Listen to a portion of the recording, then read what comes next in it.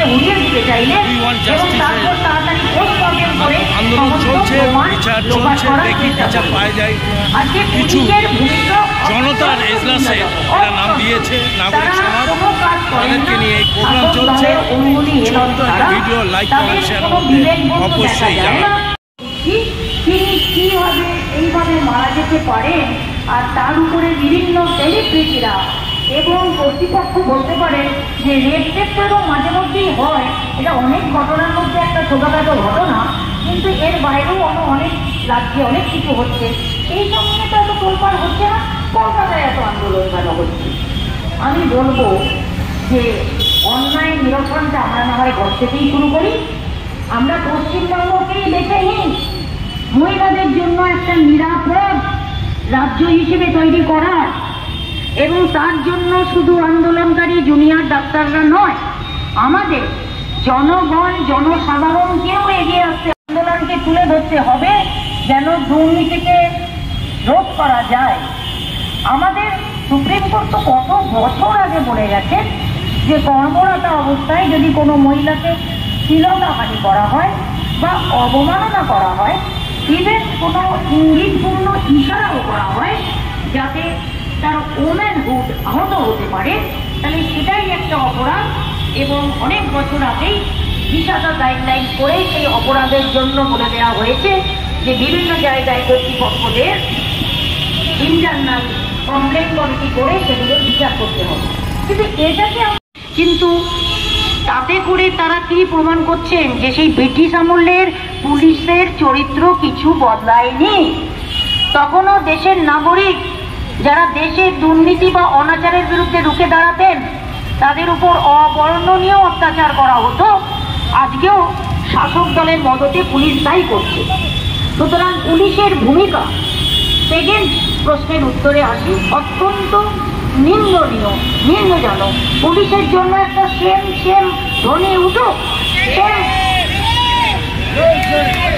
CBI এর কথা যদি বলেন, সিবিআই সত্যি কথা বলতে কোনো প্রমাণ সেরকম মিটিয়ে দেওয়ার চেষ্টা করেছেন, কিন্তু তাও আমি মনে করি না যে সিবিআই চাইলে এই অন্যায়, এই হত্যাকাণ্ডের সত্যিকারের যারা হত্যাকারী তাদের ধরতে পারবে না। আমি এখনো আশা রাখি এবং সিবিআইকে এটাই আমাদের অনুরোধ, একটু তাড়াতাড়ি করুন।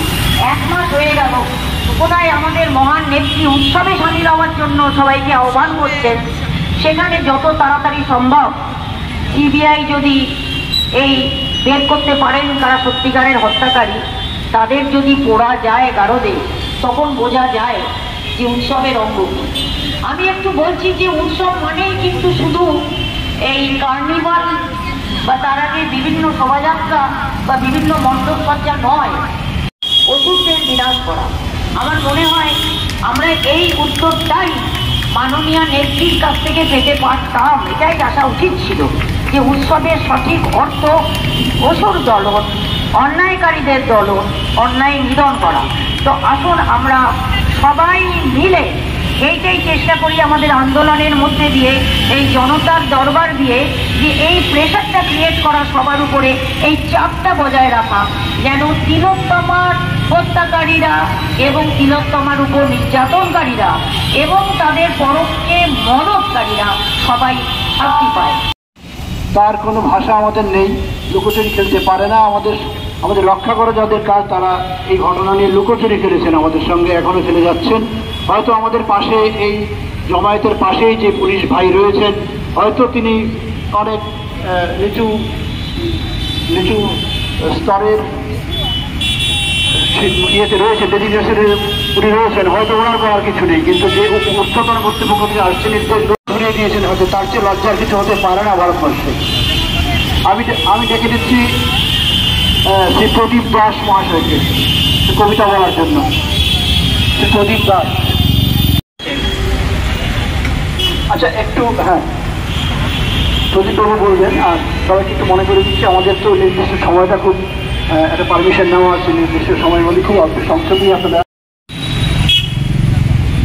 এই নক্কারজনক ধর্ষণ, খুন এর প্রতিবাদ জানাচ্ছি।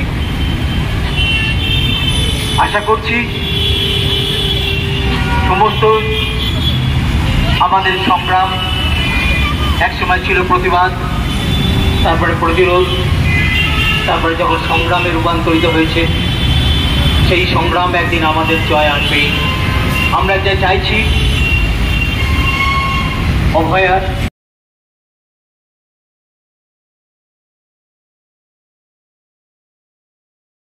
ওরা টাকা মানে অনুদান দেবে না বলে ওরা ঘোষণা করেছে।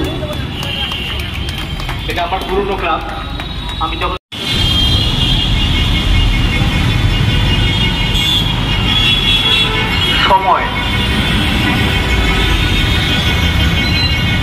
সময় তো তাণ্ডব করবে, সময়ের তালে তালে সব কিছু চলছে, চিরকালে সব কিছু চলবে। সময় তো তাণ্ডব করবেই, ভাঙবেও গড়বেও, সৃষ্টির মাঝে সেও নতুন নতুন পথে হাঁটবে। সময়ের তালে সব চলবেই, সময়ের তালে সব চলবেই। সময় তো দুর্বার বিদ্রোহী জনগণ আমামর, যতই হোক না সেই ঝঞ্ঝা বিক্ষুব্ধ, তবু কালোজয়ী সংগ্রাম সময় তো জানবে, সময় তো জানবে। সময়ের কালে কালে ইতিহাস গড়বে, সময়ের কালে কালে ইতিহাস গড়বে। সময়ই বলে দেবে সত্য না মিথ্যা, পচা গলা লাশে তার অগ্নি পরীক্ষা। আধারের প্রকৃতি সরিয়ে সময়ই পারবে তা জানাতে। অমানুষ লুঠেরার জাত হলো একটাই, আমারই তো লজ্জা। ওরাও আমার ভাই, ওরাও আমার ভাই। স্বপ্নের সূর্যের রক্তিম গরিমায় একদিন খুনোখুনি থামবেই। সময়ের সারথি সত্যের সারণী দেখবেই, ধর্ষক খুনিদের চিহ্নিত করবেই। সকালে ভোরের আভা থাকবেই, সকালে ভোরের আভা থাকবেই। তোমার দেখানো পথে সময়ের ঘূর্ণি, নিয়মের বেড়াজাল একদিন ঠিক হবে চূর্ণি, নিয়মের বেড়াজালে একদিন ঠিক হবে চূর্ণি। সময়ও হিসেবি হয়ে একদিন ঠিকঠাক চলবে, একদিন ঠিকঠাক চলবে। করতে আমরা সবাই আছি খুব সময়ের মধ্যে। সময়ের শুভদিন আসবেই, মানুষের ভালোবাসা নিত্য নতুন কিছু গড়বেই, নিত্য নতুন কিছু গড়বেই। একদিন সে সময় আসবেই, সময়কে কুর্নিশ করবেই, সময়কে কুর্নিশ করবেই, সময়কে কুর্নিশ করবেই। ধর্ষক খুনিদের চিহ্নিত করবেই, চিহ্নিত করবেই, করবেই। শাস্তি তো তারা পাবে, পাবে, পাবে, পাবে, পাবে। ধন্যবাদ।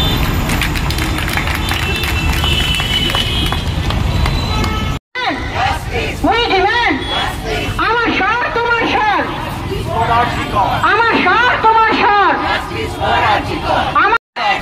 আমার স্বর তোমার স্বর। বিচার যত থমকে রবে, আবার তত তীব্র হবে। বিচার যত থমকে রবে, আবার তত তীব্র হবে। We demand রাজ্যবাসীর এক স্বর, দেশবাসীর এক স্বর, ভারতবাসীর এক স্বর। We demand justice for আমার দুধের রক্ত, আমার দুধের রক্ত, আমার বোনের রক্ত। We demand